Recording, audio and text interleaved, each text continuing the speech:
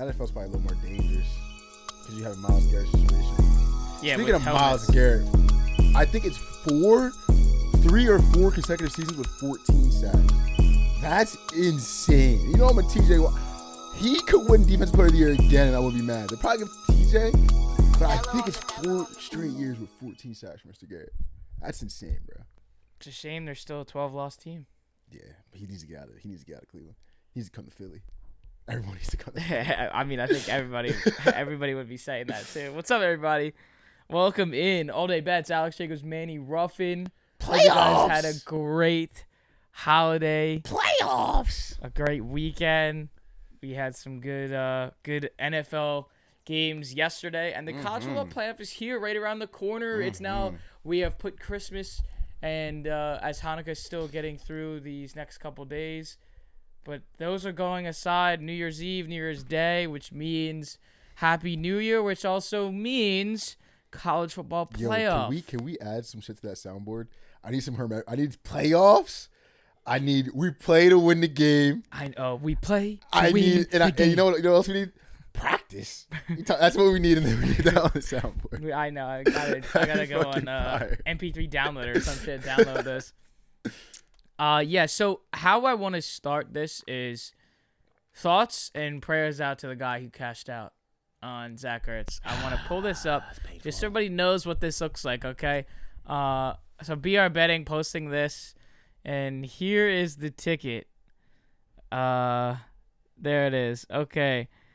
The bettor cashed out during the fourth quarter. Zach Ertz scored his second touchdown in the overtime winner. Malik Neighbors 2 touchdowns. Zach Ertz 2 touchdowns, and Mike Evans 2 touchdowns. What a $15 would have paid out over $68,000. I feel for you, man. But how many cart rips or how many shots does it take to pull a ticket like this? Dude, seriously. But also, at least four. At least 4. How I would look at this like, you know, just a better way of betting. Again, obviously hindsight's all 20/20 and all that bullshit. 100%. Like, we understand that. Yes, absolutely. But if you were gonna cash out at any point during the game, I don't care if it's at the very end of the game like it was here. I don't care if it was in the second quarter, whatever the hell it was. If you're gonna cash out at any point in that game, I think they were offering you like $6,700 before the game. So just take that. Here it is. Yeah, the parlay just needs one more. Oh no, so it was after.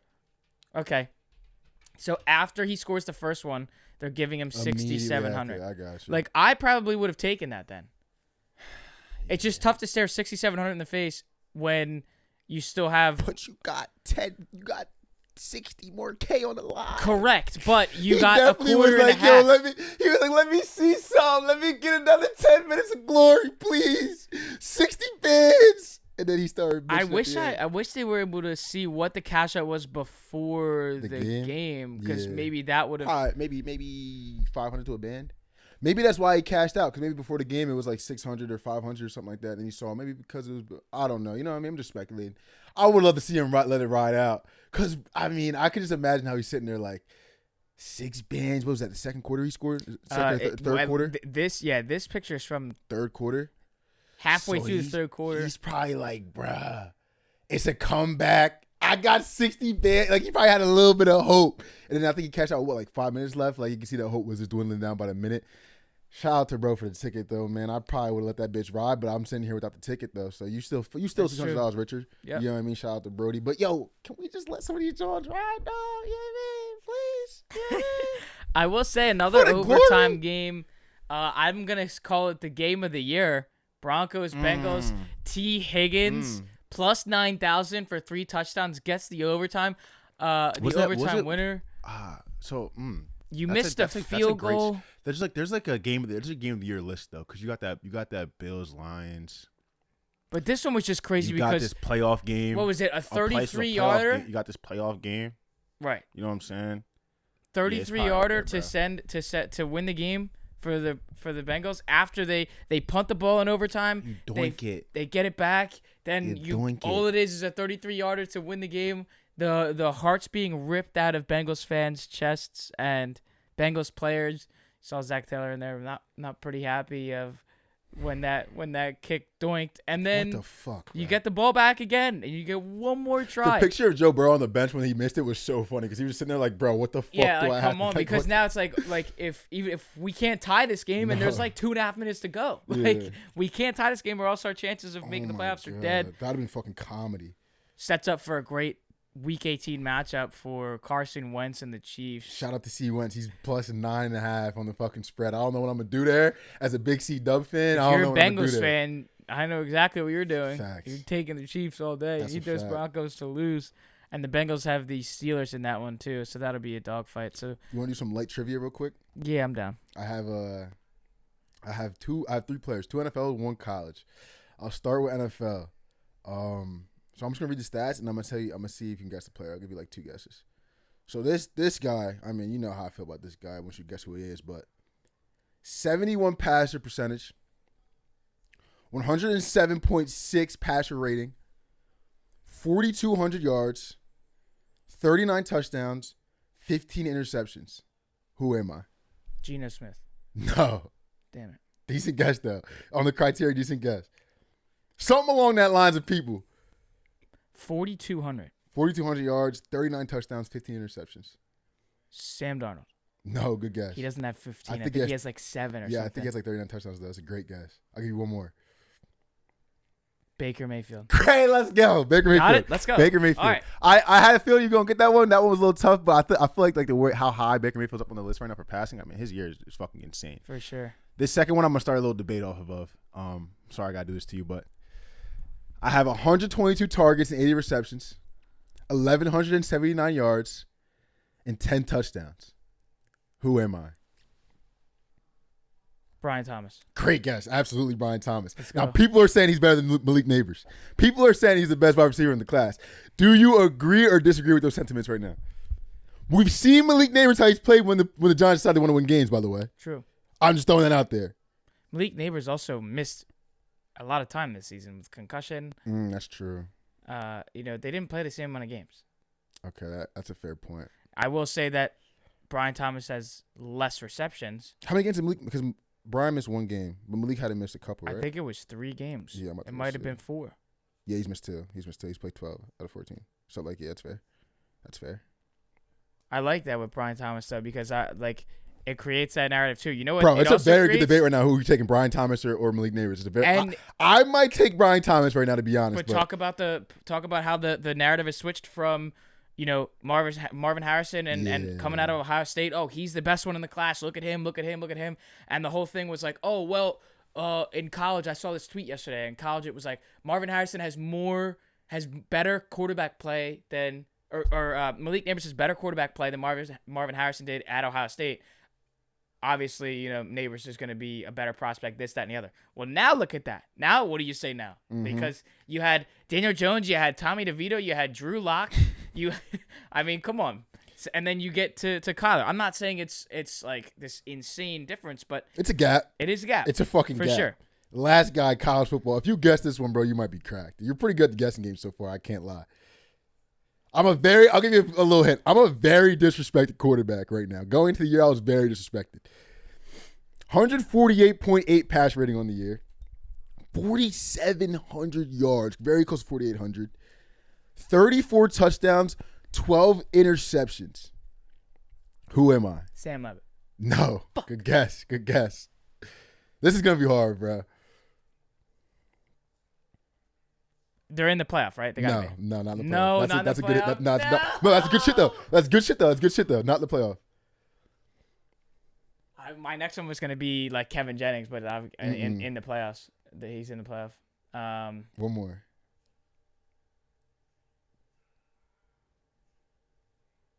Trying to think of teams that I This is hard, bro. left out.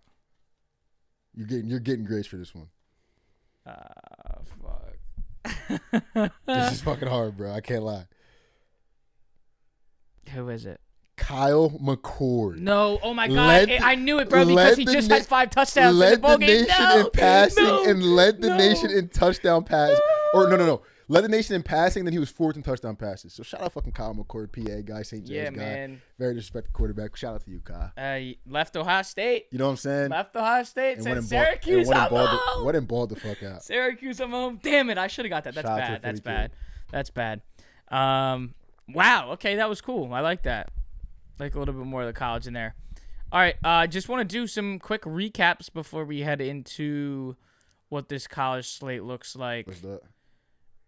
I got to give some shout-outs here to the Philadelphia Eagles and Saquon Barkley for such a dominant win. Look at you. Against the Dallas Cowboys. Like, Micah Parsons just never seems to disappoint after a bad loss this season. Yeah. I saw the Emotional clip guy. where he's like, we held them 2-yard gains, 3-yard gains, putting them in bad situations, 4th downs, understandably so. Then he's like, it was really those big plays. Yeah. Devontae Smith, those 2 or 3 big plays. The one was on the slant he was talking about. Cockatera had a big one when we looked a little lackluster. One-handed insane catch there. And then he's talking about one of the A.J. Brown catches. And he's like, you take the scoreboard away, like we're right there. What are you talking about? He's wrong. But, as an Eagles fan watching that game for about 20 minutes, I was a little worried. Honestly, even for the first, 5 minutes, their first drive, before C.J. Gardner-Johnson got that pick 6, it felt like the energy wasn't really there. And I attribute that to being, playing without Jalen Hurts. But even the first Eagles drive, we had a 4th and 1 and didn't go for it. I texted the group chat. I'm like, oh, are they playing like they know we're going to lose with Kenny Pickett? Like, they know this shit is over with Kenny Pickett. And then shout out to Kenny Pickett because, what did Kenny Pickett start? Legit had the one throw that will be talked about forever that might be one of the worst passing attempts of all time. And then he threw a bunch of great fucking balls. I don't know. It was just I did see a breakdown of the clip, though, on Twitter where they're, whoever tweeted this was showing the video in slow-mo and shows how his wrist gets hit. Mm-hmm. So the motion was already going forward, and he didn't know whether to hold onto the ball or let go. No, so it just looks much more awkward. It was just such a Kenny Pickett moment. Such a Kenny Pickett moment. Probably love him. Sure. I think Greg Olsen hit that on the nail too on the broadcast, just talking about on the 4th and 1 play. Him, so what he say? But he said we got beef right now, bro. Everybody hates Greg Olsen. We got beef right now. All my homies hate Greg Olsen. I watched the game on me. I swear to God, I watched the game on me. All my homies hate Greg Olsen. What I will say though about the 4th and 1 plays, he was like, "This is typical Nick Sirianni, Jalen Hurts, Philadelphia Eagles. We go right here. We're basically, I think they were just across midfield or just in their own territory right before. That's ESPN analytics. Go. And Greg Olsen was like, this is just." There's no Jalen Hurts in. I was shocked. It's Kenny Pickett. I still think they could have. I think they could have just handed the ball up to Saquon, and he'll get you a yard. I was down. I know for that's anything. not your traditional way of getting a singular yard for the Philadelphia Eagles, but I think you could have gotten that there. Cowboys were off to after the pick 6. They walked down the field and scored again. I know there was a couple penalties on that drive. I was a little worried too. Absolutely. And then I gotta give some hate a little bit towards CJ. I understand you got kicked out in the last game. A little bit unfair stuff there. You get your 2 picks. The second one though, you stole it from Quinyon Mitchell, and we are over here with a Rookie of the Year ticket. Give us that damn pick. I needed that for the stats. I don't know what that does to it. Look at this, because he's gotten beat a couple times the last few weeks, which wouldn't change my opinion. He's a corner, but I wonder what that does. Did they take it off? Whoa. No. That says minus 1,000 Jared Verse. We're fucked. That's crazy. Fucked. That's crazy, bro. If I would have y'all losing that ticket is crazy. That's crazy. And if I would lost that parlay on that, I don't think I'd be the same person. That would change me inside. That would definitely change me inside. That is so crazy. I didn't think it was going to change that bad. Myles Garrett for I think his 4th consecutive season with 14 sacks at plus 1,000 is a little crazy. Look at Pat Surtain up there, plus 140 Defensive Player of the Year. It's nice seeing some different names up there other than T.J. Watt and Myles Garrett. Absolutely. I agree. And then the MVP conversation. Can we just briefly touch on this? Did you see FanDuel tweet this is the best player in the sport? There's no it's a little. Josh Allen is minus 320. Yes. Lamar Jackson's plus 250. I'm gonna say this to say it, but Saquon Barkley is plus 1,600. We understand he's the MVP, by the way. Can we say that, or is that a little wild? If we want to do the whole take this guy off the team thing, I think for sure. I think the Ravens or the Bills. Again, this is it's such a weird take, and people are gonna disagree because they're the quarterback. I think the Ravens and the Bills end up worse if you take everyone off the team who's in the top 3 list right now. I just think what he's done to the team this year. Like, we're not the same. We're still gonna be pretty good without Saquon Barkley, but I just feel like this guy's he's the MVP in a lot of other years. So is Lamar Jackson. The top 4 guys are all maybe the top 4 or 5 guys are all deserving, honestly. I do disagree with people saying this is like a Joel Embiid MVP if Josh Allen gets it. Like, Joel Embiid was like visibly robbed the year before, and then he still had like a good enough year to win MVP. Very good, like was a top 2 in the league that year. The next year, he was visibly robbed the year before. I think if Josh Allen, people say he gets robbed this year and he wins it next year, that'd be more so of a Joel Embiid thing. But I think they're probably saying like the media pushing and all that shit. I don't understand, bro. People love Josh Allen. I like him too, man. I'm not really mad at people for pushing it. I just think the whole best player in the league and this guy's MVP like I feel like we need to be kind of presenting it as a kind of a 2-horse race, which some outlets are doing it more so now. But then you get into like the thing where like it's a stand debate where people are just kind of like debating like because they're a guy and shit. So it can get cringy either way. But I just think that, like some of the media pushing for Josh is a little out of hand. I saw some media talking but it's about just like I don't want to hate on Josh Allen, bro. He's doing his thing. He really is. And, I like, don't either. He's special, bro. And I love Josh, but like fuck. I just saw some like stuff on social media and regular like sports media shows and all that kind of stuff talking about this, and they're like, well, it's not just about numbers for the MVP. That's true. Okay, and that's fine. That's true. But when you have one guy that's beating the other guy, and he won the matchup in all numbers, and he won the matchup emphatically. So then, that's the thing what more do you need to see? That's like my thing, because Lamar's technically having a better year, and then in the matchup, he pretty much washed them. I can only take what can I take from that but Lamar Jackson MVP? That's just my thing. If we would give it to Josh, though, he's deserving, bro. He's carried his team on his back and looked like Superman the whole time. There's no discredit to either of them, but Lamar Jackson's the MVP. That's how I feel. That's where I stand. That's exactly how I feel. And it's no discredit to the season and the flashiness of what this has been for Josh Allen and the Bills. My kids will hear about 2024 Josh Allen. A lot of people were writing the Bills off this season, including myself. You lose a bunch of your weapons. How's this offense going to look? Can Josh Allen I think that's part of it that we're discrediting, to be honest. That how bad or not how much of a drop off we thought the Bills would have. Because even with the season last year that the Ravens had, we thought they were going to be good. Did we think they were going to be 13-4, number 1 seed good with Lamar carrying them like that? Like that's kind of I think it was where like the MVP kind of comes from, which I wouldn't. You know what I mean? I think it's Lamar, but I could see why they would give it to Josh. So could I. It's just a little disgusting. But I do also think for Lamar's legacy, and this is like I hate legacy. Like first of all, because KD had a quote that was great about legacy, how like we're so programmed to like think about legacy and what that means to a player, and that's why we only care about playoffs and don't care about regular season. But if I were to play that game in terms of legacy, if Lamar wins the Super Bowl this year, it would trump any award he could possibly win. Like he gets Super Bowl this year, bro. He's first ballot. I mean, he's probably first ballot if he wins MVP. But if he wins Super Bowl this year, he's first ballot, and like he's cemented forever. He already is, but I mean, fuck, man. I need that Super Bowl if it's not us. Can we talk about these guys? Yeah. I want to check what this says. They asked Brian Dable this morning what he thought about Saquon getting 2,000 yards. Brian Dable said, "We're just getting started here on the Eagles. I've said it numerous times. Got a lot of respect for Saquon. He's a heck of a player." Okay. I don't really know what the point of asking him about that means. Exactly. It's pretty much a don't ask me about Saquon kind of thing. Yeah, that's very simple. But on the other side of what the Giants did yesterday, what is that, bro? Very dramatic fashion, they find a way to win a game, a meaningless game. Honestly, and they put up 45 points, 45-33, snapped a franchise record, 10-game skid, and didn't finish the season winless at home. What is that from perspective? Like, honestly, is it like, because people were saying like they watched the Colorado game and decided to win the game. I don't think that's realistic. Like, I don't think you just watch a team on Saturday, even dog shit all year, and be like, oh, we're going to win this game on Sunday because we don't really look how Shador has looked. I don't really buy that. But I just don't also understand, like, I don't know, bro. Because you know how I feel tanking. Like, players don't tank. I've said this all year. Players do not tank. I think this was a prime example of players not tanking. Even the front office wanted them to tank. I saw a tweet from a Giants fan last week. They were like, I haven't seen Malik Neighbors smile all season. Yeah. You know what I'm saying? So, like, as much as we want to be like, oh, what are the Giants doing? What are the Giants doing? I don't think players really give a fuck about the tank, bro, as much as we think they do. Like, I really am steadfast on that take that players do not tank. They never will. I think it's a front office thing. And front office can move pieces around and make make things seem the way they should seem to be able to lose games. I think this was a classic example of players not tanking. And, like, and obviously I'm not a Giants fan.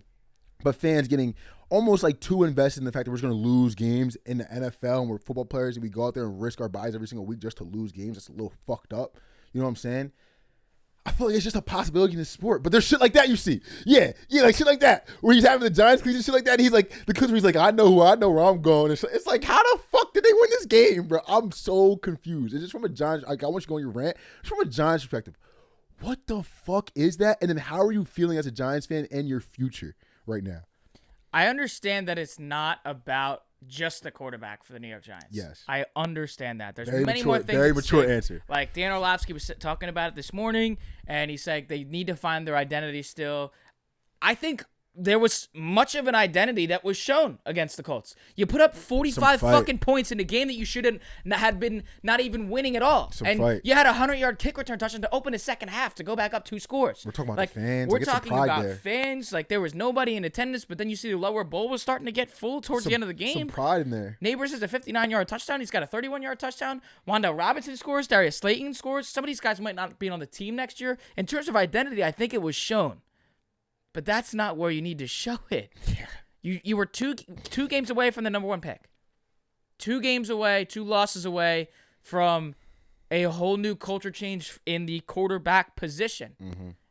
You were going to have the choice between Sanders and Cam Ward. You were going to have the choice between anybody. Mm-hmm. And now you may lose out on both of them. Let's just hope that the Titans decide we're going to try and work very hard with Will Levis and develop Will Levis. And they pick somebody that is more of a necessity to them than another quarterback. And that would be a waste to the Titans franchise. My God. As a Giants fan watching this and then watching Drew Lock in the press conference talking about, like, the fans deserve this, the organization deserves this.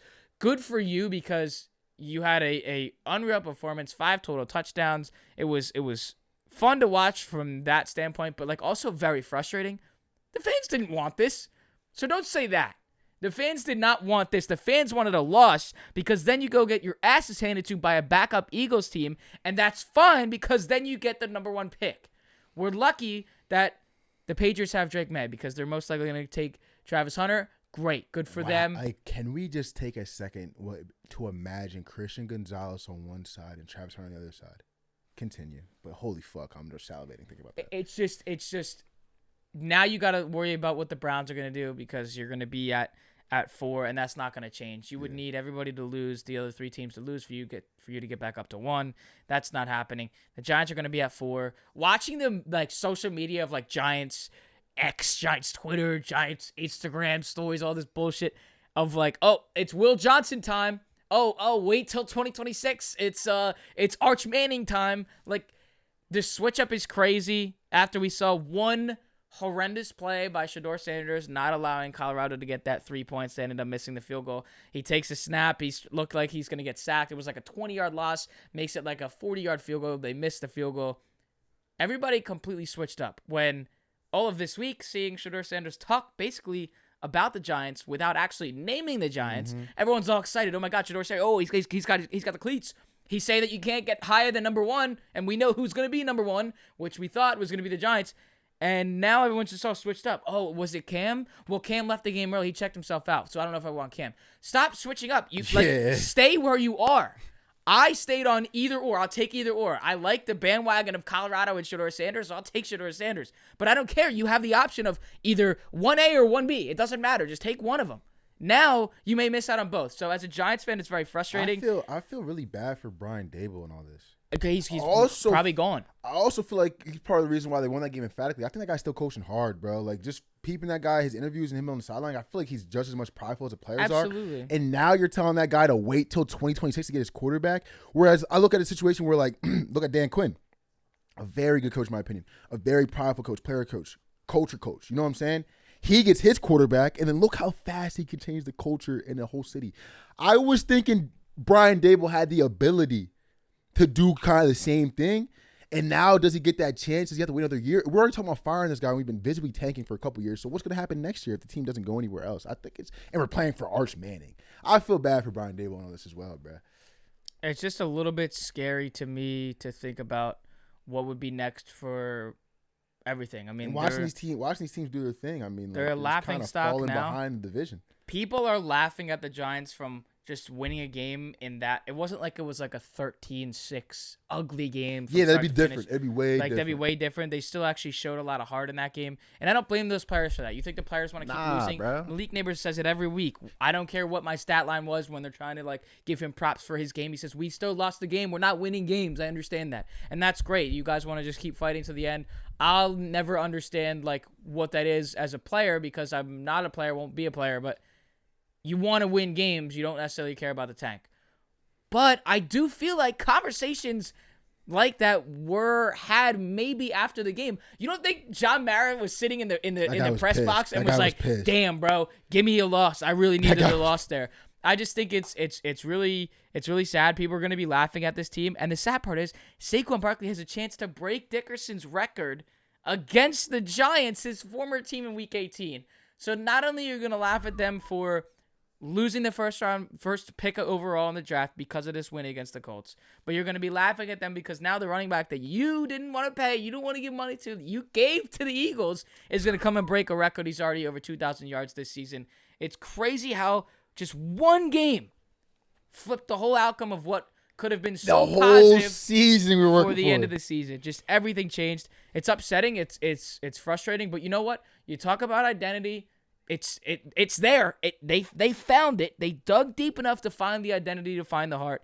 I can only find a positive out of that, and I'll take that. Moving forward, though, I'll take the loss, lose to the Eagles, and then we'll see if hopefully the Titans decide to not take a quarterback, give the Giants a shot to develop Cam Ward or Shedeur Sanders. But that was not what I had on my bingo card, and I want to shout out anybody that had Colts money line in a parlay yesterday. Oh, my boy Shamrock. Plus 300, show me the ticket. I didn't take it, but like, holy fuck. I feel you on Colts money line. That should have been the freest bet. There was a clip floating around of Odell Beckham when you guys were playing the Ravens a couple years ago. He caught that slant and went to the end zone, and like I think it was Gumble on the call. R.I.P. his soul. Yeah. And they were like kind of hiding that he let the crowd noise do their thing, and it was loud over in Jersey. I'm not saying, like, I know I'm not supposed to like the Giants, but as much how I feel about the Commanders. I like when these teams are good. I do kind of miss when that stadium was turned up, when y'all had them wars versus the Panthers. Odell's out there doing his thing. The crowd is fucking loud. Odell's taking his helmet off and screaming into the stands. As much as I hate the Giants, and I love how the division has been on easy mode for us the last couple of years, I do miss when the Giants were good, man. It's that they're a blue blood. You know what I mean? We don't like the blue bloods being bad. Well, it's like you get neighbors that is in comparison to Odell. I'm not talking about player to player, even though they went to the same school. I'm not talking about that at all. It's more so the noise that was around that one singular guy and the one singular position for the Giants. Where now if you just add a different quarterback, add a new quarterback, somebody that's finally, I mean, it's been 6 years without, with the same quarterback and obviously all these troubles in the quarterback position. That's insane. The change that would happen with that, to your point about Dan Quinn, like as soon as the Commanders got Daniels and you saw the coach, you saw just butts in seats, people excited to go watch this game. Now they're a playoff team. Put all that aside. Let's say they did miss the playoffs. They still probably would have been a borderline playoff team, maybe just on the cusp, would have to win in Week 18 and need a loss. What getting a quarterback that you believe in does to your team. We go out and get a Bobby Wagner. We go out, we secure Zachary. You know what I mean? Just think, we go out, get Austin Eckler, a good guy for the locker room. The many other signings they made that were very good. There's so many things that just getting that quarterback can do, and I just feel for Dave. I feel for the Giants because you guys don't deserve this, man, at all. It's not. To Drew Lock's point, like the fans, just one last time, the fans did not want this. Like, don't sit there and say the fans needed this because they didn't. They didn't. They wanted a loss because then you would have been one loss away from deciding between that feel like a two kick in the quarterbacks. dick when you said that? Yeah, I think so. I mean, I feel like come on, Drew. Like, you know that the Giants are 2 games away, 2 losses away from the number he one probably pick. think about little buddy. He think about little buddy 6 years old with his beanie over his eyeballs, hand warmers with his daddy, trying to see a win. That's probably who he thinking about. Well, but it ain't gonna matter in 2026. Next week in Philly, if there's even gonna be one Giants fan in that building, they better have a goddamn bag over their head because of that bullshit that was there. Over to the college football playoff. As we look at these playoff games to the quarters, start the quarters, and Boise State is Wednesday's 11.5 point dogs. and you look at Texas and Arizona That's gonna be a State, special day. 12.5. It was 13.5. Sam Levitt making I think comments. it was as high as 14.5. Did you see the comments from Oh Sam yeah, Levitt? we will get into that. Oh yeah. All right. Oh yeah. To Penn State to start this yeah. whole thing off Tuesday night. Yeah, I heard that comment. New Year's Eve. I mean, it's almost like this is just, it's so amazing that we have this 12-team college football playoff because we get Tuesday night at 7:30, New Year's Eve. I was going to say, right? Like, we're not trying to write a movie, but is this not a movie? Boise State back in the Fiesta Bowl, the 3-0. We all know the history of Boise State in the Fiesta Bowl. And then Penn State, 7-0. A lot of history in the Fiesta Bowl. Ashton Jeanty about the 80s. There was a good team in the 80s that won the Fiesta Bowl. That was a big-time one. I think this is a storybook game, and I'm not going to get too much of my pick. I'm going to ask some questions real quick because looking at the SMU Penn State game, right, a couple weeks ago, I personally just thought SMU's offense was high octane, high power enough to be able to keep themselves in the game and keep it manageable. When you look at the breakdown of both the teams, right, SMU was kind of like they had a good running game, very good running game, but they want to air the ball out. They want to use Kevin Jennings. They want to kind of, have their high octane offense be flying around the field. The difference between SMU and Boise State that I want to ask you the question about where you think if Boise State can stay in this game. SMU's kind of turning the ball over more because they're trying to air the motherfucker out, throw the ball around. Boise State's calling card is not making mistakes and lean on Ashton Jeanty. So not in terms of, like, we'll get into it if you think you want to win the game, but in terms of covering, do you feel better about Boise than you felt about SMU just because of the style of play? Absolutely. Because that's kind of where I'm getting at. I also, and I said this before, but I also think not playing in Beaver Stadium in the cold also is a huge factor in this as well. 100%. Like, we will be in a dome. Yes. Like, it's just, I just feel like, as simple as that is, I feel like that's much easier than going to Beaver Stadium with over 4,000, 6,000, and it's 25 degrees. Like, I feel like that's a lot harder to do for SMU and or Boise State. But in this instance, I do think Boise State can cover this. Yeah, I don't know. Maybe that's a stretch to say that, but I don't think so. I think I would be leaning more towards getting my money at plus 11.5 than minus 11.5. Yeah, because, like, I kind of lean towards Penn State, but I completely get the Boise logic. The one question I have for Boise, which is like, okay, so if you want to look at like a similar matchup, a caliber of team that could have sold out on the run and stack the box, you could say the Oregon game. That Oregon game was in week 2. I think before the Oregon game is when they played Georgia Southern. And I'm pretty sure that's when, like, not the hype train started, but people were like, who the fuck is Ashton Jeanty? He just scored 6 touchdowns for Georgia Southern. You know what I'm saying? But it wasn't Heisman Jeanty yet. It wasn't, we know this whole team. I mean, Oregon watching the film probably knew it was the whole team was Jeanty, but not like the nationwide, everyone understanding that you had to stop Ashton Jeanty to win this team. I got to look back and watch that game because I remember I watched the highlights to pull some clips when we talked about it before. I saw a good bit of 2 high safeties from Oregon. They were low in the box, but I don't think they were as focused as I think that Penn State would be. You know what I'm saying? I kind of relate to, like, when we've seen, we've seen Georgia play teams like this. Even look at the Ohio State game last week, how good Ohio State's front 7 is, and you really want to stop the running game of Tennessee. When teams are allowed to sell out on your one part of the game that you think the only way they can beat you, do they have other ways that can keep them in the game? Because my one worry is, okay, SMU turned the ball over, correct? The thing about Ashton Jeanty, which is interesting, is he has the second most yards total, period, after contact. Yeah. But what if going up to this Penn State front 7 who is extremely special, what if the yards after contact isn't there? So what if we're in 2nd and 8? What if we're in 3rd and 7? What do? You know what I'm saying? That's kind of where I think this game could be lost and not covered. If Jeanty can't be spectacular after the first contact, because the way Penn State, I would assume, is stacking the box, I could kind of see it being a thing where they keep it cagey early. They don't turn the ball over. Maybe we see a close 4-point game, and then it's that late touchdown that we always talk about where they barely cover. Kind of like the Texans. Because for something that the script for Boise is going to be, I think they're going to have to score first and then be up the majority of the game. That's where it could get real scary. I'm kind of concerned if they fall down early, because something that people aren't talking about with the Penn State team is Drew Allers looked a lot better these coming weeks. This whole Penn State team in general has looked a lot better, I would say, since that Minnesota game when the question marks started really flying. They could have won that Big Ten championship. That's where kind of Oregon kind of solidified like they are super for real because Penn State was doing everything they could and Oregon did not let that door open for real. I'm scared for Boise. I would love to see them cover and not win as a Penn State fan, just get a great game and Penn State to move on. The thing that concerns me with them is the fact that I think that Penn State can sell against Jeanty, and if he's not successful after the first contact, what do we do? You know what I mean? In that aspect, I'm going to lean Penn State. I could see this being a late cover, late touchdown. You know what I'm saying? Something that people aren't talking about as well is that Drew Aller's gotten very good at ad-libbing plays. So Boise State, I think, is second in the nation in sacks. I think they average 4 sacks a game, which is something that you could look towards if you think they're going to get to Penn State and cause some drives to be stalled out. But Drew Aller ad-libbing has been very, very, very fucking good.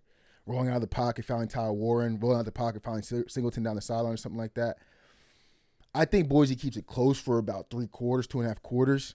And then we get a late Penn State pull away indoors. This often kind of gets high octane. But I could honest to God, I could really see a Boise State cover here. Really, I really could. I just am concerned about how the first couple drives are going to tell us a lot about how Penn State's selling out against the run, if they're in a too high safety look or not, if Jeanty's good after the first contact. This could be a very good live betting game. Yeah, but I heavily lean Penn State on the late touchdown to cover. I want to lean towards like an over too. Interesting. I don't know if again it's kind of like that Oregon game was over. Right. They were able to move the ball and score. I was gonna say that too, but it's also like I get it. Cold weather, Beaver Stadium, all that bullshit. SMU struggled to get points on the board, and it was like Penn State had to do all of it. Mm-hmm. So assuming that we're not in a situation like that, where Penn State has to do all the work to score, I think Boise State can get 3 touchdowns on the board.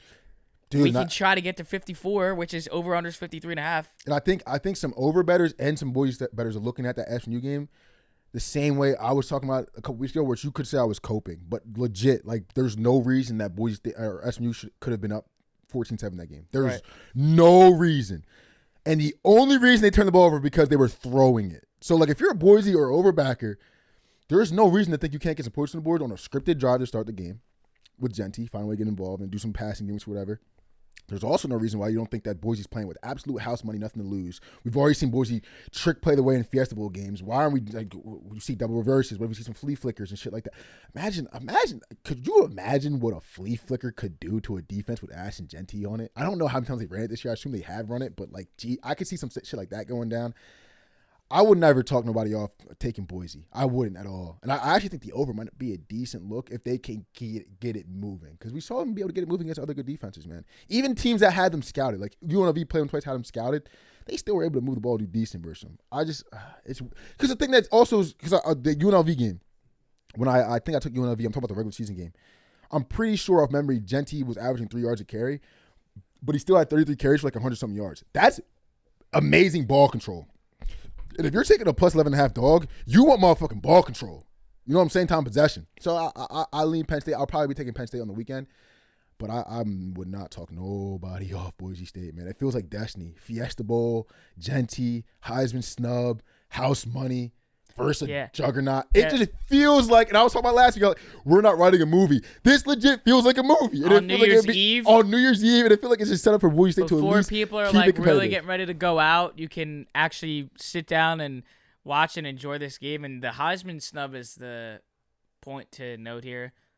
Jeanty did make his comments like he thought he should have won that. He thought he should have deserved that. Yeah. So you don't think he's not going to like make sure that he's going to prove that they made the wrong decision and it was just a quote-unquote fan vote, which Travis Hunter did win the fan vote. I'm not changing my perspective on what I thought, but just saying this is, you talk about narratives, and I wish this is why being in Pennsylvania is tough because you can't bet the props in college. But like, I would be looking at every Ashton Jeanty prop I could. Someone tell me what his line is, man, because it's probably like 140 or some crazy shit like that. 130. And like what he would be to score. I wish we could even just like see it, just to look at it. Like, like it would be locked to bet, but you could see what the odds were just to discuss. To Texas and Arizona State. Well, Sam Levy made some comments. I love it. About Quinn Ewers and said that he's going to prove why he's the better quarterback on the field. And Quinn then responded with, you guys had a great season. this kind of matches and emulates how you guys play. Great for the state, great for the city. Bo Skattebo also said, or Cam Skattebo. I don't understand his nicknames or not. I'm gonna go with Cam at this point, but I'm gonna listen real closely to Arizona State fans and the broadcast, see if I hear a Bo or if I was just tweaking, bro. It was really for me when I looked it up and it came up. That's what fucked up to me. Like, I'm also thinking how many Skattebos are there in football, so where it's like, you know what I'm saying? Yeah. That was so funny though, bro, because I swear to God it was Bo for a while. Well, I mean, it still says like nicknames and that, but whatever that may be. Fuck, bro. Cam did make his comments as well and was saying how he thinks he should have done. That's true. But he made his comments about just Arizona in general and said last year he didn't see any attire merchandise for Arizona State anywhere in any different shop. And then he's like, I was just in the Walmart and I saw a whole designated section for Arizona State. So to make these fans happy to, be able to wear and rock their merch and be a fan of this team and this program and this university is something that I want to keep going for, this school and why we're fighting hard to win this game. On that point, Kenny Dillingham is a perfect coach to think of being in Arizona. Arizona in general, like just not even in football, is on the up and up just to the people in general. There's been a good amount of 5-stars that come out of Arizona. Like Spencer Rattler was from Arizona. Christian Kirk's from Arizona. There's a couple other big-time players from Arizona that lead the state. I think he's almost looking at it as obviously it's a playoff game, but in the back of his mind, the lower end back of his mind, this is also a big recruiting game. If I can keep this game close, if I can win this game, there's a chance that Dillingham can have Arizona in a gate around it and have it in the chokehold, which makes this game even bigger from the standpoint of there's playoffs at stake here, and I think there's a higher even metagame at stake here, which could make them, playing with house money, young coach, Kenny Dillingham, we all love him. A little scared for Texas. That's what I was going to say. I'm also leaning a little bit more towards Arizona State plus 12.5. And the one thing I want to note is in the first round, I was more so on the favorites, which I guess everybody was. Favorites have been won. Destroying the casino, by the way. So that's kind of what I wanted to go to is in the first round, every favorite won. So if you think that way of books in Vegas maybe having their quote-unquote fingers and all this bullshit, I'm not saying I do. You know what? I don't think. You know what my theory on that is? I think, because I did it too, we're betting some of the underdogs. Like, there's got to be an upset, right? Motherfucker, this is not March Madness. This is not basketball. This is not you hit a couple threes, RJ Hunter gets hot, coach's son, now he's taking every single shot. This is not basketball, Manny. I'm talking to myself because I bet all these underdogs week one. This is football. You know what I'm saying? So I just want to point out it's a little different. The dogs don't got to win, bro. No one's got to get upset. It's just, I think in a first round where every favorite won, every favorite covered, need some get back. I feel like Arizona State, Boise State on the double-digit point spreads. I think those would be the games that would be the get funny back. Too, because the NFL favorites have been rolling too. I told you that stat before we went live. How favorites last week went 14-1 straight up and 12-3 against the spread. Are the books setting up for a classic rug pull? Shout out to my crypto boys. All these favorites are hitting, bro. Buy. Take the and as soon as the playoffs, rug pull motherfuckers, dog. Yeah, I can see that happening, low key. You want to take Ryan Day and Ohio State at -2.5? Facts. Well, we got the 13-0 best team in the country. Ranking wise at +2.5, we'll take the dog again too. I just feel like this is, again, if you feel that way about how they're in Vegas and this, that, and the other. If you feel that way, this would be the get back week where the underdogs claim back what they completely screwed up in the first round. But as far as this, I will 100% be going Arizona State. I've been flipping back and forth with this because of how Texas performed against Clemson. Yeah. It made me think that they can also cover 13 against Arizona State. Which they can. Bro. Which they can, absolutely. But then I went back and said it was Arizona State. And then I went back to Texas and said it was Texas. I can't see myself, taking Texas when I got skin in the game. I got to take Arizona State plus 12.5. I think here's the reason why I want to take Arizona State. I think the quotes did something to me a lot. I really like Kenny Dillingham. Them playing with house money I like a lot as well. The thing, too, is okay, 60% of their offense is Skattebo. Whatever. Yeah, okay. I trust Sam Levitt and Jordan Tyson more than I trust the weapons on the Boise side if Jeanty gets stopped. I think Skattebo can have a couple rough drives. Texas think, oh, we got this guy. And I think Levitt can be able to show you why. Like, this guy was a really highly touted quarterback coming out of high school. And people thought when he left Michigan State, this was a very good transfer. I trust them way more if certain parts of their game get stopped than I do Boise. I also think, listen, if Texas proves me wrong, I pointed out before the first round game, but this year, Texas with double-digit spreads. There's been enough spots where they've been shaky in double-digit spread spots. It's not the regular season. You're not looking ahead to anything. You don't think anything's wrapped up. It's the playoffs, so it's a little different. I just think Texas can be vulnerable. I do think they are the best team in the nation. I just think they're vulnerable to play a close game and not be able to cover. I lean on Arizona State here. One thing I'm looking at, too, is if the thing that's going to hurt Arizona State, if Texas can establish the run, because Texas was able to run the ball for a lot of explosives on Clemson, and that kind of changed the game early. If Arizona State can kind of lock down the run game, I think they have a real good chance to cover. Not because I think Texas wide receivers are bad, not because I think Quinn Ewers is bad. Just I think historically, looking back on their season, when you had to rely on Quinn Ewers in the passing game, those games have been historically closer. Now, sometimes they blow the game out of the water, they get big plays, they end up stretching the lead. I think Arizona State, with the way they can play two-dimensionally on offense, which is there, what people won't talk about, and the way I think if you can stop the Texas running game, which is way easier said than done, the Longhorn fans know what I'm talking about, I think Arizona State has a very, very nice chance to cover, lose by 10, lose by 7, lose by 6. That's kind of where I'm going with this game. I think it's just this is a spot for Arizona State to just eliminate the big play. Yeah. I mean, we saw We talked about the explosives last week, and they were all there. And Clemson, like, outside of the 77-yard run that put Texas back on top by 2 scores, I really felt like Clemson actually was going to win that game outright. Bro, it was right there for them. You just find a way. Maybe they can get a first down. Maybe they can even get 2 first downs to get 20 yards.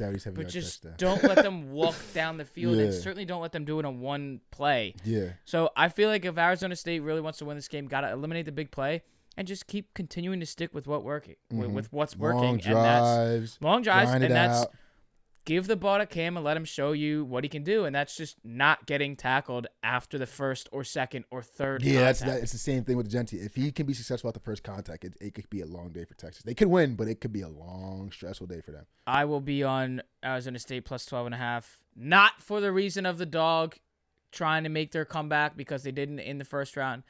I do think that I'm not going to sit here and say that, it's too many points, because it's not. Because Texas could win this game by 21, and that wouldn't surprise me at all. Not at all. Seriously, not at all. They could win it by 24. That wouldn't surprise me at all. I just think in this spot, you keep bringing up the point of house money, and that's so true. You were picked last in the preseason poll, and you ended up winning the conference. If that isn't proving everybody wrong to the point where you won at that point, you already won at that point. This is just fun, extra icing on top, putting the cherry on top of the whipped cream. Like, that is what this is. So I'm going to just keep riding with them because it's fun to watch. Everybody's behind them. And look, you got a bye. Who the hell thought Arizona State was going to get a fucking bye in the 12-team college football playoff? Facts. I'll take Arizona State plus 12.5. Ohio State minus 2.5. Oregon plus 2.5. And Oregon as the 13-0 number 1 ranked team in the country at plus 112 on the money line. Your over-under sits at 55.5. We got the rematch that we were all looking for. We got it, finally. Does Ryan Day continue this ride, or does the Heisman Trophy finalist get to move on? Dude, this game is definitely the hardest for me to pick. Definitely the most 50-50 split that I am. Couple of things I'm looking at in this game. I kind of talked about it last week a little bit, but one thing I think is huge is from the last match with this one, Oregon getting Jordan Burch back is fucking massive on that D-line, considering the noise that we heard about the Ohio State O-line throughout the season, although they did look good last week. One thing I kind of want to say, and Ohio State fans are probably going to come run at me with pitchforks for this, I think for the team, Ohio State, I think for the fan base, I think for Ryan Day, that Tennessee win was awesome. Much needed. Great. Absolutely congratulations. I think as an average college football watcher, average college football bettor, and the reason why I had Tennessee fans coming to me with pitchforks and fire in the comment section is myself, and I feel like a lot of other people felt like this Tennessee team was pretty fraudulent. They were pretty good, but ain't that good. The quarterback was pretty good, but he ain't there yet. You know what I'm saying? I feel like a lot of people held that sentiment about Tennessee, so I'm not going to let that game affect my view on this as much as people think it should. The one thing I said the last show, which I think about this game as well, is like when we go, let's go position by position, right? So I think quarterback, I'll go Oregon. I think running back, I'll go Ohio State. I think wide receivers, I'll go Ohio State. I think line, I'll go offensive line. I think I'll go Oregon. Defensive line, very closer than people think, but I legit think there's 4 pros in that Ohio State D line, and they've all been there for a while. So I'll go Ohio State. Linebacker, I'll go Oregon. DBs, like Caleb Downs is out there, man. You know what I'm saying? I'll probably go Ohio State, but that one's close too, and then I'll give the edge to coaching. A lot of these games, where I like to go coaching and quarterback. One big thing that happened in that game, I went back and watched the highlights of that Oregon-Ohio State game. There was a lot of drives. Like, Oregon didn't have to do a lot of long, drawn-out drives. It was a lot of big plays. To Tez Johnson, a lot of big plays by Dylan Gabriel. One thing I'm looking at for Ohio State to do, especially with the strength of the D-line and strength of them in the trenches, let's make them go 10-plus, 12-plus plays on us. Let's make them make a mistake. There wasn't a lot of that in that. It was really a high-flying, kind of a college football 25 type of game that we saw in that game. I think there's a chance that if Ohio State, at least just ask the question, can you sustain long drives versus us? Which is a very strong question that they could ask of Oregon. I do lean Oregon here, though. I think there's a lot of disrespect coming their way. I think people are really loud on Ohio State. People think they're quote-unquote better. They have quote-unquote more better players. If we go by what I did by the position groups, I think I gave Ohio State the edge by 1 position group or maybe 1.5, 2. That doesn't mean too much to me, bro. That, 1 or 2 players can sift your position group as a whole. Like, I think these teams are way more evenly matched than we think, and I think the line's also correct. I think Oregon was -1 at the crib, and they won by 1 point, so obviously at a neutral site, they should be about 2.5, whatever. I think the books are calmly correct here. I don't like betting against Dan Lanning in a disrespect spot. I think he's one of those guys that embraces it. I think he loves talk about a guy that loves the game. Remember the Wisconsin game? He had his guys in practice themed. Whenever we hear the song Jump Around, we're going to be excited. We're going to be happy. We're going to be pumped up, amped up, no matter what the situation is. And, of course, it came when they were down by 7 in Madison on senior night in the 4th quarter, and they embraced it and won that game. I think it's another example of a Dan Lanning team embracing the moment. And I think also with Dan Lanning, we've been waiting for him to get over this hump, right? I think last year with the Oregon game, with the 2 games versus Washington, was another thing where like, okay, Dan Lanning, we know you're kind of the next guy. We know you're him. But can you get over this hump of beating Washington, winning the Pac-12, getting to the college football playoff, and delivering there? I think this year he heard the noise and was like, well, if you couldn't do it in the Pac-12, make sure you can come to the Big Ten and do it with Ohio State here, Michigan here, Penn State here. He came out undefeated and won the Big Ten championship game. It was closer than people think, but very handily. Had his team looking very good.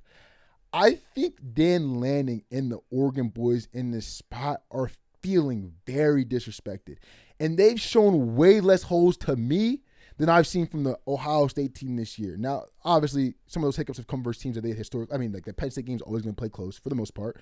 And the Michigan game is always going to play close. Whether they win or not, you're going to be able to see the holes in Ohio State in those 2 games every year because that's how that schedule goes. So I don't want to look too much into it, but I think besides other games, I've seen enough holes with this Ohio State team that I'm kind of questioning them a little bit. Also, though, people aren't factoring this.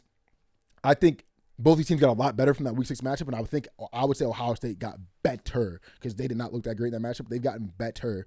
And also, what they benefited in that matchup was letting Will Howard air that shit out. They realized, Jeremiah Smith had a big game. Emeka Egbuka, I think he might have scored twice. He had a big game.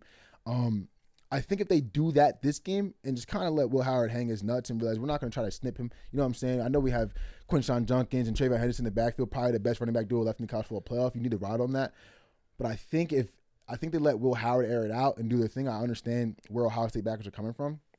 I personally am going to go with Oregon here, I think, though. And it's kind of ugly for me, man.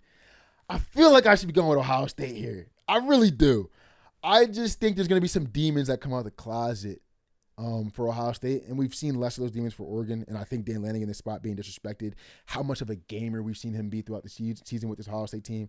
I think Dylan Gabriel, I don't know what kind of kid he is, but, his track record is pretty fucking good for a quarterback that no one really talks about. That was the clear-cut guy left out of the Heisman debate. on a 13-0 team, having the year that he had an incredible year numbers wise. I think there's a lot of disrespected feelings coming around this Oregon team, and I'm gonna back him. I'm gonna back him fearlessly. Take me home, Dan Lanning. I'm gonna go Oregon plus 2.5. 60% of the money on Action Network That scares me. on Oregon. That scares me. 34% on Ohio State. I believe that I'm like 90% sure I was on Ohio State in the first game. Mm-hmm. And that was just weird miscommunication way to end the game. Should have won the game. And Dan Lanning had a strategy. He did the Mike Vrabel 12-8 on the field, stop the clock. But it was a goofy game. Like, weird way to win that game. I'm going to be on Ohio State again. I just think that, again, the narrative that's being pushed around that is like, Oregon can't really match up with them now. We're only really saying all that just because we just saw Ohio State play in the grand fashion that they did. Mm-hmm. We didn't get to see Oregon play. Right. So, like, we're basically trying to justify Ryan Day having this big moment that Ohio State's back and he saved his job because of this beatdown to Tennessee. But we didn't even see Oregon play. I don't think it's necessarily that at all. I'm basically just putting my money back on Ohio State because of the noise that they had outside of what was the product on the field, that they were overcoming in that game, and that Tennessee was like, oh, there was some money line bettors out there. There was money on Tennessee, and that was just blown out of the water from the beatdown that it was. I'm gonna ride Ohio State again because Ryan Day is in a huge spot to continue what he has built. We can throw the Michigan stuff aside and keep this storybook moving. Talk about playoff success. I mean, that guy knows how to coach the motherfucking playoffs. I don't necessarily think that his job is over if he loses this game. I don't think so either. I really don't. I would hope not, too. So I think Ohio State in the Rose Bowl in Pasadena, it looks like the weather's getting back up to 70 at game time, which will be great for them outside. In Pasadena, Oregon dropped their jerseys, looking fire as usual, but I'm going to ride with Ohio State and the boys. I think the defense showed a lot in that cold game at home against Tennessee. They did. Again, different teams, but you put a little pressure on Dylan Gabriel. We'll see what some of the starting errors might be. I'm going to take Ohio State, not only on the money line, but I'll take a -2.5 as well. Yeah, I don't think it's a bad bet at all. I think also something that I want to highlight. Shout out to the I guess I don't know who does this, the committee or whoever sells these games. But we got the Penn State Boise Fiesta Bowl. We got, obviously this is going to be the Rose Bowl, but I think this being the Rose Bowl and being in Pasadena is fucking sick. I think seeing Arizona State in them in Mercedes-Benz is sick. Shout out to y'all. Also, I think Oregon playing in Pasadena. This is historic for Big Ten teams too, so I know, guys. But I think Oregon playing in Pasadena might be a little, in the Rose Bowl, might be a little narrative I didn't even look at. You know what I'm saying? I kind of like them in that spot too, in the West Coast still. Oh, yeah, West Coast. I didn't look at that narrative, but I kind of like it as well. Cool. So yeah. I do have to make one final comment on that though. Of like, look, Oregon should not be in. You talk about writing a movie, New Year's Day, all that kind of stuff. I guarantee you they only picked this matchup because there was a thought that Ohio State would beat Tennessee and then we get the rematch. Mm-hmm. Like, Oregon should not be playing Ohio State here. Yeah, it's a little fucked up. How you are being that, like, if you just think about it for a second, that means that you're rewarding a 13-0 team that was ranked number 1 in the country. You're awarding them a spot with Ohio State, but fucking the team that didn't even win the Big Ten is playing Boise State. Come on, they dude. possibly have the hardest road to the championship. That just doesn't.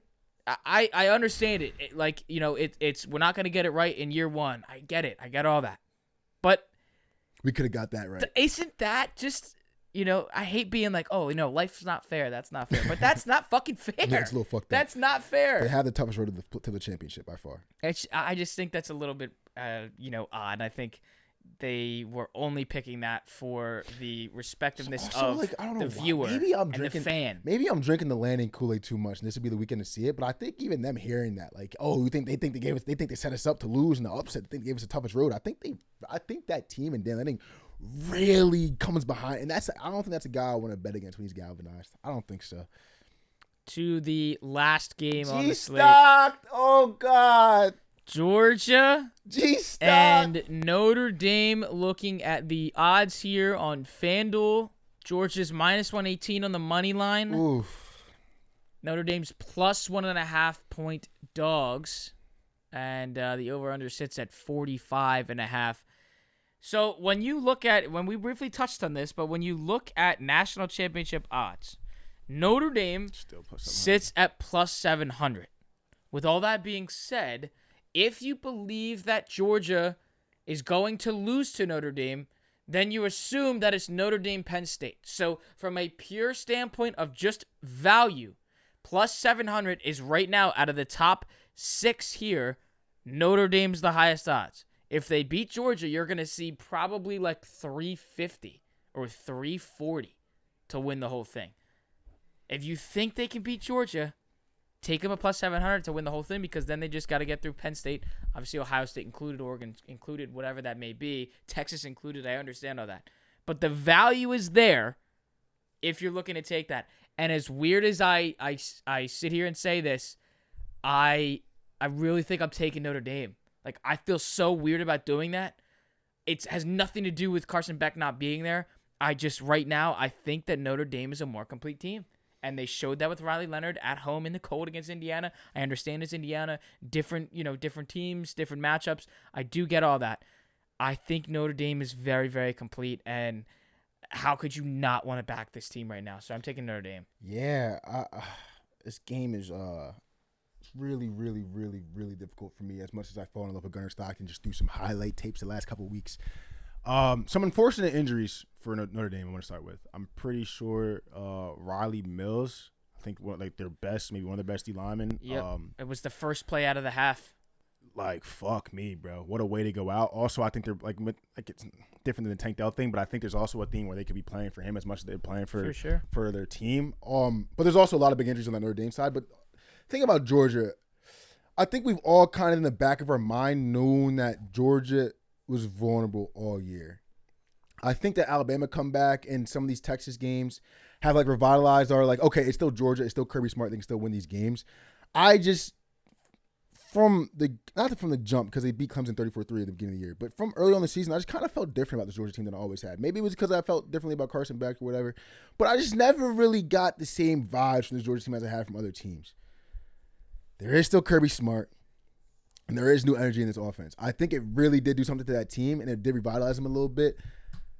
But how you pointed out with Notre Dame, something that I don't think a lot of people are talking about, 2 quarterbacks that gave Georgia a lot of trouble this year, and I'm happy you pointed out Riley Leonard's legs, was Jalen Milroe. In that Georgia game, I don't remember Mr. Do It himself. I think he had 107 yards rushing, 2 touchdowns. They also played Haynes King. I think Haynes King also had like 100 yards rushing, 2 touchdowns as well. So 2 matches where they struggled versus mobile quarterbacks. Riley Leonard is second in rushing on this team. I'm pretty sure Jeremiah Love has like 1,100 yards, and then Riley Leonard's behind him with like 900, 850 yards. I think he has like 15 rushing touchdowns. I think that's a really big theme, and they go back and look at that Alabama tape, they go back and look at that Georgia Tech tape. I think they see like, oh, Riley can have a fucking big, big, big game here. Also, I think I don't think I point out how the passing stats for Notre Dame's defense last week when they played Indiana. I don't think Notre Dame's a team you want to play with a backup quarterback or a quarterback that is not at least considered elite right now. He could play this game into us and be like, okay, this guy's elite. I don't think you want to play Notre Dame with an unproven quarterback right now. They gave Curtis Rourke problems. He looked good for one drive, and then he kind of settled down. He looked good in garbage time. Notre Dame historically, over the years, especially with Marcus Freeman, they've done a very good job neutralizing quarterbacks. I pointed out a couple matchups this year where like they did it versus lesser guys, and there were some quarterbacks that were able to get off. But usually in these matchups, Notre Dame does a very, very good job of neutralizing the quarterback and making other parts of their team beat you. I think this is one of the most complete Notre Dame teams we've seen in a long time on both sides of the ball. I think they can beat you multiple ways. I think a big theme in this game is how much they can get. I would point out last week, Jordan Faison, only 16 receptions throughout the year, but last week looked absolutely incredible. I think if they can get guys in the passing game just as much involved as we think Jeremiah Love's going to have a big game in the running game, I honestly think Notre Dame's just a little too complete for this Georgia team right now with the new quarterback coming in. I really heavily lean Notre Dame. I think I'm going to get there on the weekend. I'm drinking the Marcus Freeman Kool-Aid. He could let me down. I don't think he's going to, though. I think Notre Dame has a lot to play for. They also feel very, very, very disrespected. And then, like, what a big win for Marcus Freeman. What a big win for Notre Dame. If they could kind of beat their, I guess, even like invisible demons that people think they have, getting a win over Georgia in the college football quarterfinal playoff. There is, I think, some energy revitalized for Georgia with Gunnar Stockton being in the game. I think that kid's incredible. I don't know if he's better than Carson Beck right now, and we know how I feel about Carson Beck, but what's to be determined. I'm going to go with Notre Dame here. This is by far my favorite game of the weekend, though. By of course, it's the last one, too. An insane game. And this isn't also like a comment to like backtrack anything that was said about Notre Dame and myself picking Notre Dame to win. But like, I'm not going to sit here and bitch if Georgia wins. Like, it's also not going to surprise me if Georgia wins. Mm-hmm. I just think that Georgia. Actually, you know what's funny? Because this might be the one bet I'm making this weekend where I actually will be kind of surprised if it loses. I would be if Gunnar Stockton comes out and does his thing. Obviously, Etienne's there, so they could just lean on him and do his thing with it too as well. But I mean, I've been critical about the Georgia wide receivers as much as I've been critical about Carson Beck throughout the year. How much are they going to step up for Gunnar Stockton? It's just there's a lot of question marks for me on this Georgia team besides Kirby Smart, which is like you don't want to bet against that guy. But on the Notre Dame side, there's almost no question. The only question mark I have for Notre Dame is really can they show up in the big game? Which big like, spot. Yep. Okay, bro. I'm pretty sure these guys want to show up in the big spot. So that's not. It's a question, but not too much of a question for me. It's just. I'm sorry. I'm sorry, Gunnar. Safer. I know I gassed you. You know we gassed you up. We built Gunnar Stockton up. We did up. For sure. Everybody probably thought we were gonna go with Georgia, and it's like we like you, but we're gonna go Notre Dame. We're gonna go Notre Dame, and I just feel safer putting my money with Notre Dame right now, and them just being a little bit more complete than Georgia. Mm-hmm. I also think that the ride for Notre Dame suits them a little bit more than Georgia. Mm-hmm. I think if Notre Dame wins this game, I think they can go beat Penn State if Penn State were to advance. What a game that would be. And you kind of look at just briefly, like FanDuel already has put up some hypotheticals of what this would look like for hypothetical lines here. Boise State, 12.5-point dogs versus Georgia. Penn State, 2.5-point dogs versus Georgia. Notre Dame, 1.5-point favorites versus Penn State. Notre Dame, 11.5 favorites versus Boise State. Texas versus Ohio State and Oregon are both 1.5-point spreads. Texas being dogs to Ohio State and favorites to Oregon. Very interesting there. Oregon, 12.5-point favorites against Arizona State. And Ohio State, 13.5-point favorites against Arizona State. It's just, it's cool to look at that. I'm not jumping to any conclusions there. But something to note, like just seeing what it would look like, Notre Dame being 1.5-point favorites versus Penn State. Yeah. So you favor that matchup again. It's only 1.5 points, whatever. But it's something to look at. Good luck with the bets for New Year's Eve. I can't believe we're finally here. It just felt like a. Can I say something real quick? Yeah. I have to. I had a take last week. And I'm not necessarily backtracking on the take, but I did some research on the take, which was very needed research. I said that I would take Matt LaFleur over Sean McVay. Oh, shit. Not saying it. I'm not back, but I looked into Sean McVay's history as a Rams coach, and there's only so much disputing we can do about this guy's career. 2017, 11-5 NFC West champions. 2018, Todd Gurley year. NFC West champions, NFC champions. If Todd Gurley doesn't get hurt, does he get a Super Bowl there? We all ask a question. Crushed my fantasy football championship. 2019, he goes 9-7. That's coming back from the Todd Gurley thing. I can completely understand that. 2020, 10-6, playoff win. I'm pretty sure that's when they beat the Saints. Correct me if I'm wrong. The call people think shouldn't have been a call, but it is what it is. Or that might have been 18. I think that was 18. 2021, 12-5, NFC West champions, Super Bowl champions. Odell, Triple Crown year. Matt Stafford came in. We're the juggernaut now. 2022, he went 5-12, down year. That's when the McVay noise. Is this guy overrated? Is he winning because of these guys on his team? That's when this. I disagree. 2023, 10-7 playoff berth, and then 2024, 10-6 NFC West champions, 70-45 record, 3 division championships, 2 NFC championships, and 1 Super Bowl. My fault, Matt LaFleur. I think I said that because I think he gets disrespected for the whole like Rodgers made him. When I think if you look at what Rodgers is doing everywhere else, I don't think it's very easy to coach Aaron Rodgers. He's talented, but as far as keeping the locker room together and keeping things on schedule, I didn't think that guy was as easy to coach as people thought. And then him doing his thing with Malik Willis and Jordan Love and them this year and last year with the playoff win, that's where I was drinking LaFleur Kool-Aid. But just reading that for Sean McVay, I mean, fuck me. I just want to publicly apologize to Sean McVay and give you your flowers for that. Well put, well said.